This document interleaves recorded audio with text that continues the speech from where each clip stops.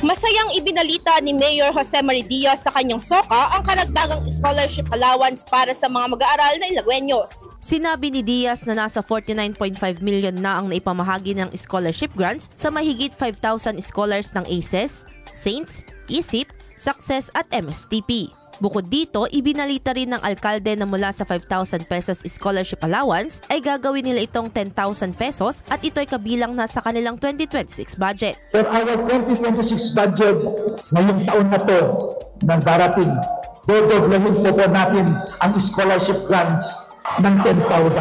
Gagawin na natin 10,000 of course. Ayon kay Diaz, ang naturang hakbang ay bilang tulong sa mga estudyante na makapag-aral ng mabuti at magkaroon ng magandang kinabukasan. Samantala, bukod sa scholarship programs ay nagpapaabot din sila ng tulong sa DepEd tulad ng mga paraphernalia sa sports maging ang pagtatayo ng mga karagdagang silid-aralan.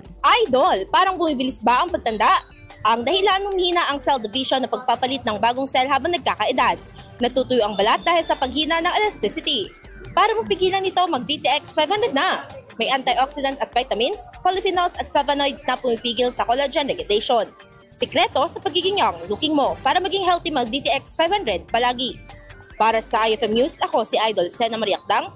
Idol! IFM News.